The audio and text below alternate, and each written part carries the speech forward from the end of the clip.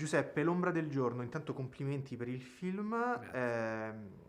Ti chiedo quanto è difficile fare la cosa giusta, la cosa necessaria, in tempi cupi, perché poi il film ruota attorno a questo concetto. Credo che sia molto difficile se pensiamo che anche oggi, qualche volta, se abbiamo dentro di noi qualche vocina che vuole manifestarsi in maniera più libera, soprattutto col lavoro che noi facciamo, possa avere il timore di urtare la sensibilità di qualcuno, di avere conseguenze sul proprio lavoro, di essere indicato in un certo modo e non immaginavamo che saremmo arrivati anche a queste preoccupazioni. Però, non so, bisognerebbe misurarsi, no? Perché per un regista, diciamo, raccontare una storia ha una certa sovranità sulle scelte dei personaggi e non è la stessa cosa che esserci. E questo lo dimostra forse il personaggio del professore, no? Che è questo amico di Luciano che la pensa in modo completamente diverso da Luciano, che di fronte al giuramento non ha avuto il coraggio. Lui dice sì, l'ho fatto per non abbandonare, tra l'altro era anche la linea di Togliatti in quegli anni, non bisogna abbandonare gli studenti, giurate fedeltà al fascismo. Però dice che in questo modo ha contravvenuto a tutto quello che ho studiato, ai miei valori. E penso che sia molto difficile, ancora più difficile che vivere una storia d'amore, no? Pensare che non avrai dei vantaggi, ma solo delle conseguenze, e però anche la libertà non è solo un valore retorico, no?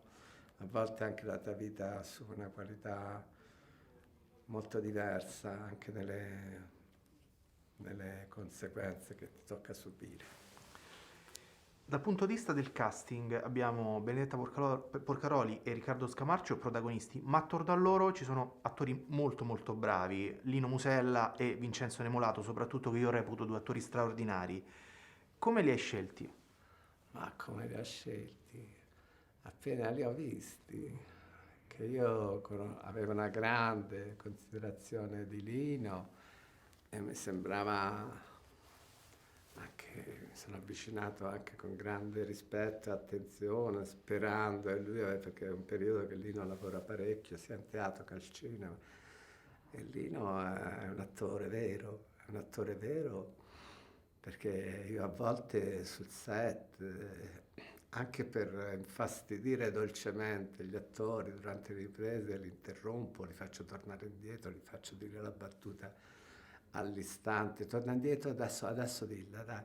Li colgo un po' impreparati, no? E lui è stato di una disciplina, di una lucidità in quei momenti in cui ha aggiunto anche una mezza parola, una cosa, un gesto. C'è una battuta a cui tenevo molto che risuona del vecchio cinema italiano, quando diceva ancora non ho capito che cosa stai facendo, ma è meglio che non la fai sta cazzata. Oddio, quando l'ha detto, ha detto, ecco, proprio quello è il meglio che io potessi avere da un attore. Sono felicissimo di dirlo. Vincenzo non lo conoscevo e all'inizio ci siamo un po' annusati e poi pian piano è nata un'intesa molto profonda, una sua, anche quegli grandi attori, no? Così integri, così attori. Poi Vincenzo viene da Scampia, una storia personale, anche una famiglia molto integra nonostante, no?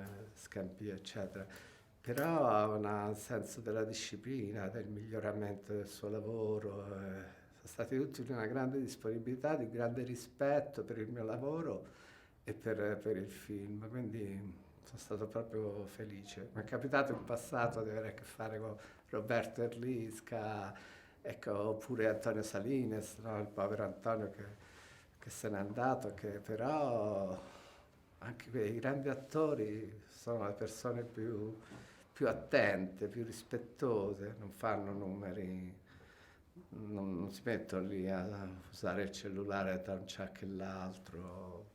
E questo è molto bello. C'è un film che si chiama Drive My Car, che a me ha colpito perché per questo rispetto quasi sacrale che c'è ancora nella modernità dei ruoli, no? Del regista, dell'attore e della pièce che stanno facendo. E mi piacerebbe, senza per questo diventare irreggimentati in, in qualcosa, però mi piacerebbe che un po' di quel rispetto sopravvivesse nel nostro lavoro, che non fosse tutto una cosa da fare, in balia di uffici stampa, di cose. C'è un maggiore rispetto del proprio lavoro e dei ruoli. Grazie mille, Grazie a grazie te. ancora.